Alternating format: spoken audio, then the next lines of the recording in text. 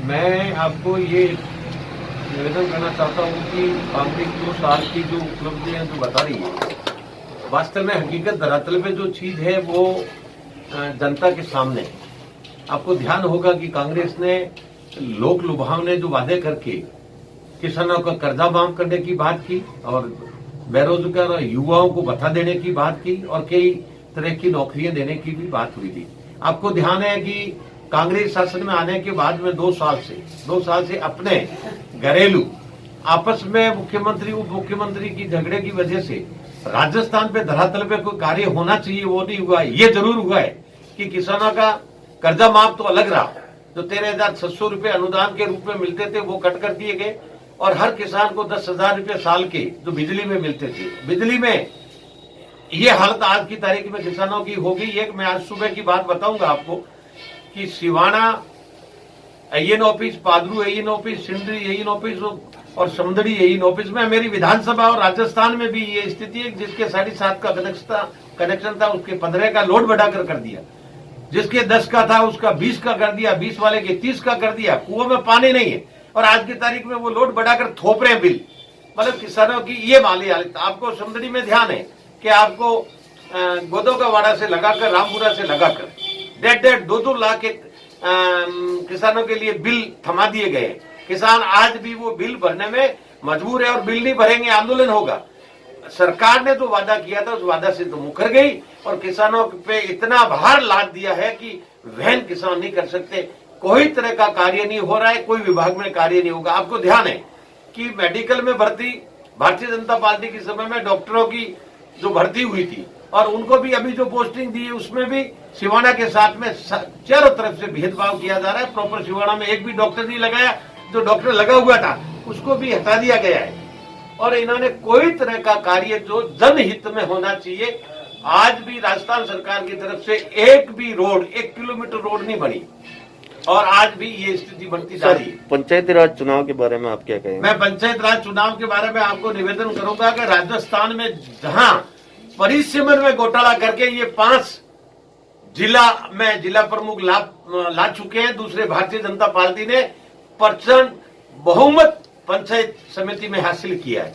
अब आप कहेंगे नगर पालिका में क्या हुआ? नगर पालिका में इन्होंने गाइडलाइन छोड़कर एक वार्ड 317 का वार्ड है और पंचायतों का पुनर्गठन और नगर पालिका और नगर निगम में जो इन्होंने परिसीमन किया है उसमें आपको ध्यान होगा एक वार्ड 12,000 से लगाकर 32,000 का वार्ड है और एक वार्ड 300 से लगाकर 1,800 तक का वार्ड है।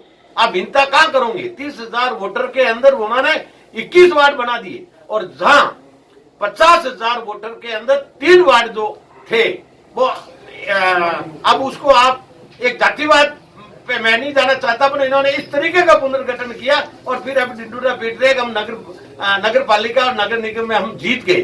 जीतने का कारण आपका सिर्फ ये है कि इन्होंने अब इस तरीके की वातावरण करके ये जीत हासिल करने की कोशिश की। वो दुनिया जानती है, आंकड़े पड़े। ये कहूंगा कि सिवाना में भी हमारा वोट बनता, पर वोटों का बिखराव होने की वजह से हमने पर्याप्त 9 सीटें तो प्राप्त की है और जो 4-5 सीटें जो हमें कम मार्जिन से हारना पड़ा उसमें भी जाति का जो जहर फैलाकर किसी तरह का वातावरण बढ़ा है उसमें मैं बिल्कुल वोट बनाने में पीछे रहा हूं, पर वोट परसेंट जो मिले हैं उसमें कोई तरह की कमी नहीं रही है। जैसे आपको समदड़ी में आपको ध्यान है कि समदड़ी में पूरा मतलब कांग्रेस का खाता भी नहीं खुला, ये भी कार्यकर्ताओं की देन और भारतीय जनता पार्टी का लोगों की भारतीय जनता पार्टी की तरफ जो झुकाव जनता का था उसी का परिणाम है।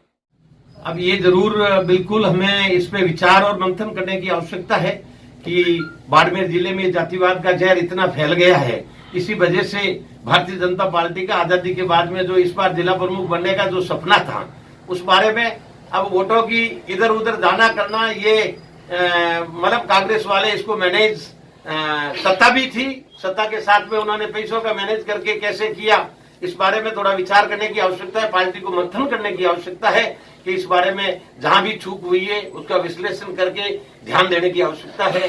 ये मैं जैसे हर मीटिंग में मैं भी गया हूं, परंतु जो हमारे प्रभारी और हमारे मंत्री जी ने काफी कोशिश सारी की पर वो उसमें वंचित रह गए। इसके लिए खेद है और इसमें विचार करके कुछ और चुनाव आगे नगर पालिका के चुनाव आगे मैं जहां भी समदड़ी जहां प्रदूषण पानी आ रहा है, मेरी पंचायत राज में भी मीटिंगें हुई, हर गांव में मेरा यही वादा था कि आपके साथ में मैं धरने पे बैठूंगा और ये प्लानिंग की तरह हम तैयारी कर रहे हैं।